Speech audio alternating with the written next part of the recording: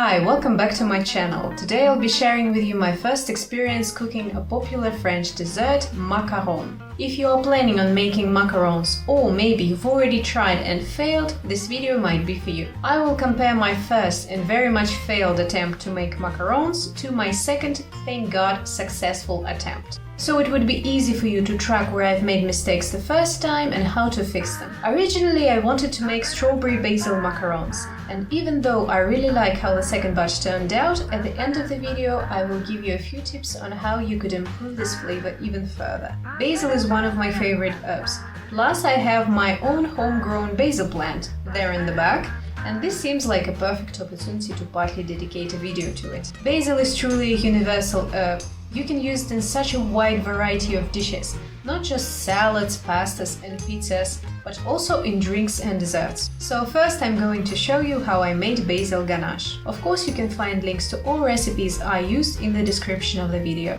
At this point I've already started harvesting my basil, just 13 grams so far. For my ganache I can also use basil stems, not just leaves.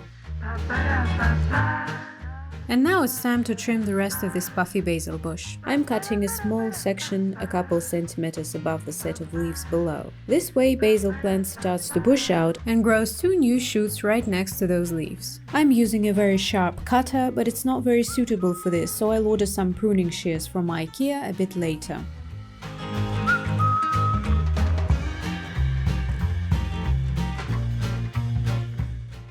I've got about 25 grams of fresh basil, and believe me, for my purposes, it's way too much.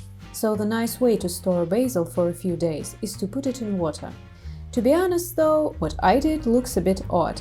In theory, you are supposed to have long branches of basil and put it in a vase or a jar like flowers. But what I have here is a bunch of short stems and leaves submerged together in a tall vase. But it seems to work the same. The next day my basil looked very nice and fresh. I'm drying it a bit with a paper towel before using it in a chocolate ganache. By the way, I wanted to make only half of the recipe, so all amounts here are divided by 2. I will get 12 to 15 macarons from these measurements.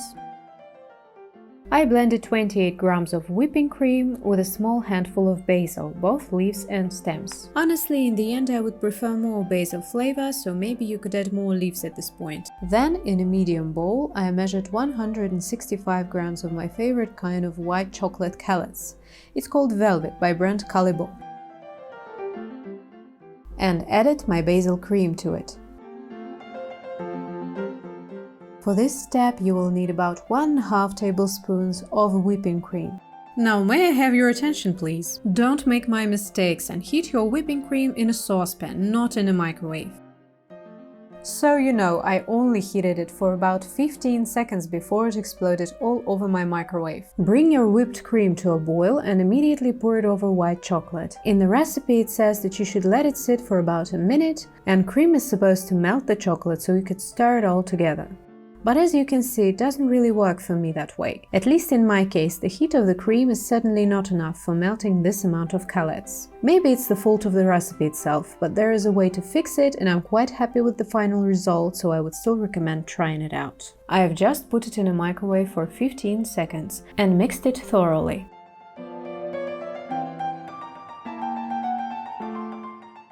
If some of the chocolate callets still haven't melted, heat it for another 10 to 15 seconds and stir again.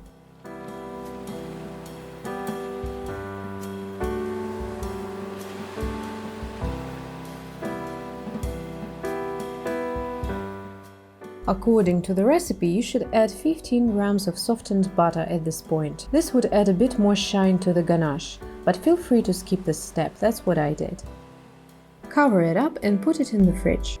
Here is where the tricky part begins, macaron shells. I will walk you through my first and my second efforts to make them and explain what I did wrong the first time and how to do all basic steps the right way.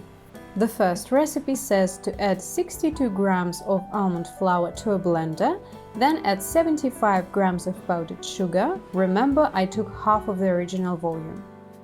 The second recipe I highly recommend said to first sift together 70 grams of almond flour and 65 grams of powdered sugar. I also substituted 9 grams of powdered sugar with 9 grams of blended natural vanilla sugar. since recipe calls for vanilla extract and I don't have any. Also sift almond flour and powdered sugar in a bowl.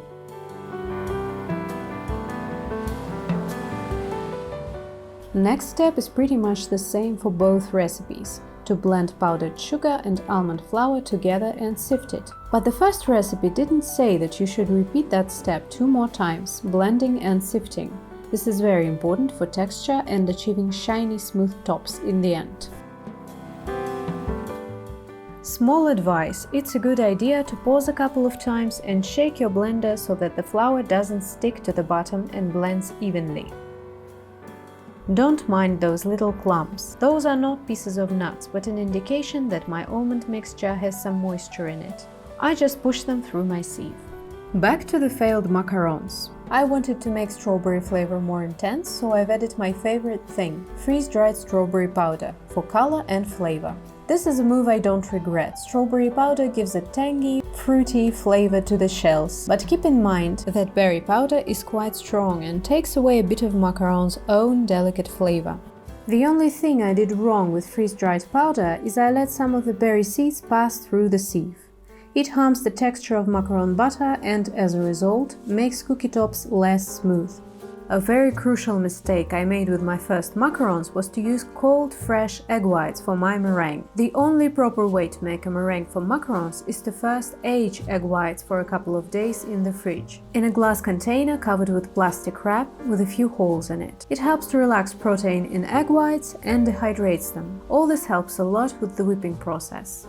First time I just tried to whip up some egg whites, adding some more sugar to it much later, but it works much better if, when your egg whites start to foam, you add a pinch of salt and a pinch of cream of tartar. Cream of tartar is an acid. It will help you stabilize your egg whites, otherwise meringue is actually hugely affected by humidity.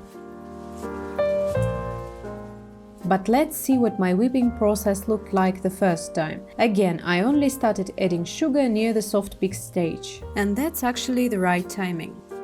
The first recipe required 50 grams of sugar. You are supposed to add it little by little and mix well every time. And even though I think it looks nice in the end, I'm not sure that it's at the right stage yet, and it's less stable than it should be. And here's my second effort. The recipe by Preppy Kitchen required 45 grams of granulated sugar and 50 grams of aged egg whites room temperature. And again, I divided everything by half, so originally it's 90 grams.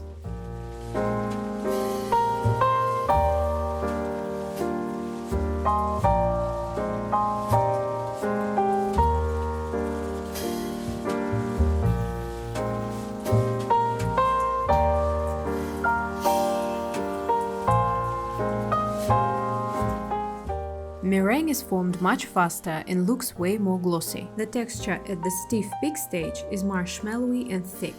While researching before I made my second portion of macarons, I came to the conclusion that dumping too much almond flour in my meringue in one go was a mistake. But that's actually not the case. Some people put all of the almond mixture in whipped egg whites and then start to fold.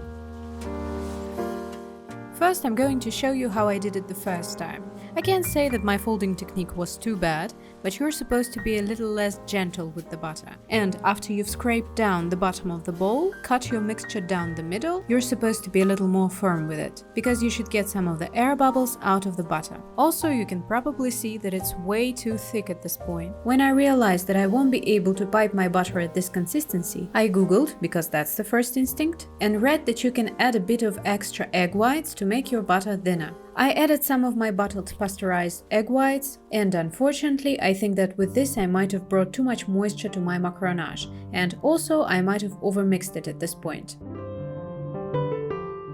And this is how folding went the second time. Your butter is supposed to look like lava, not too runny and not too thick. Smooth, glossy and amazing. If, when it falls off a spatula, it's able to form a figure 8 without breaking, it's ready. You should stop folding right away. Took me about 3 minutes to get to this stage. Next important step is piping. I did it both times without the piping tip, but I strongly advise you to use it. It's very hard to make nice round shells using just a piping bag with a hole in the corner. I piped this way only because I didn't have piping tips at home, and they do not look professional. You should also hold your bag vertically, not at an angle. There should be about 2.5 centimeters of free space between your shells.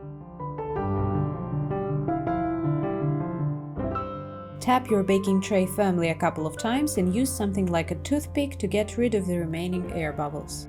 Let your shells sit at room temperature for 40 minutes to an hour. They should become completely dry so your finger won't stick to their surface when you touch them. On my second time making macarons, I've decided to dust them with strawberry powder before they dried. Feel free to skip this step. If you can, bake a few macarons separately to test the temperature of your oven. Mine is way too hot, and the recipe said to begin with 190 degrees Celsius and change to 150 degrees after a couple of minutes. Unfortunately, my shells browned quite a bit. They also had cracks and their surface was spongy, not smooth. Another important detail is what surface you bake them on. For me, baking parchment worked and silicone mat did not, since it's a good thing for shells to stick to parchment in the beginning of baking. Otherwise, they can turn out like mine, shaped like a lens. On my second take, I baked macarons at 140 degrees for around 13 minutes. They're not perfect, but look, they have feet. And they're a few minutes in, so I hope that they will only develop more, because those two guys in the back are quite flat. If there's not enough heat. To be honest, I have no idea, because this guy in the back has a foot.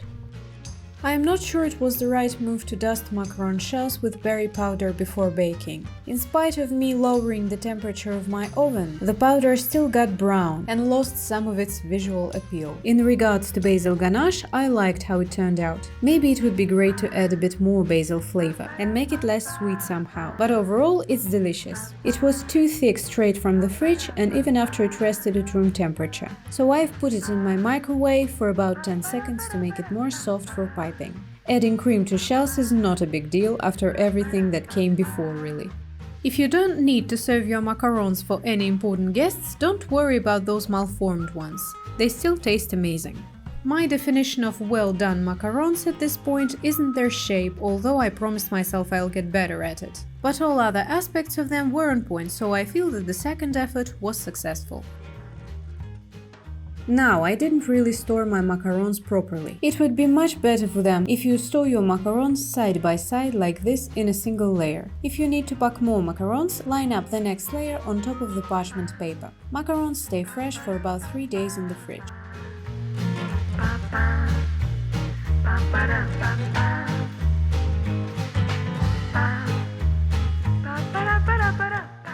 At this moment, my second macaron batch has rested in the fridge for 2 days. This is how they look when they are sliced in half. Crunchy on the outside, I hope you can see that.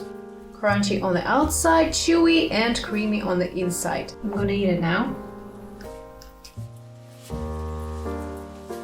I hope I got it right. They are not in perfect circles due to my laziness and some are lopsided, but they are not hollow, they have feet and they do taste like macarons I tried in Paris, which is much more than I could have wished for. Just like I said, I am not sure I would recommend using strawberry powder as a dusting for your macaron shells. This morning I realized that maybe the best way to include an intense berry flavor in this recipe is to actually make two different fillings. One with basil, just like the ganache I made, and the other one could be strawberry jam, which is very easy to make at home. I will include a link to one of the recipes in the description of the video. You can make your jam as sweet as you like. I wouldn't add too much sugar though, because basil ganache is already sweet enough. That would bring that full-on strawberry flavor and leave macaron shells classic, and they are delicious, might I add.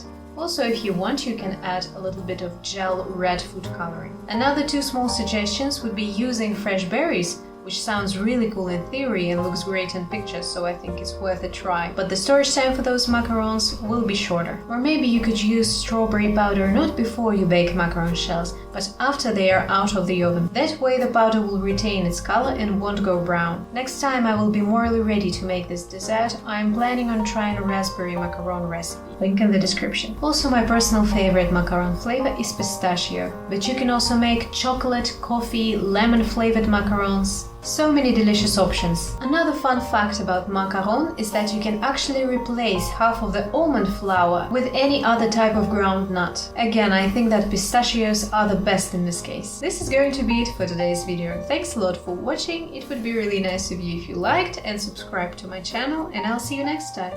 Bye!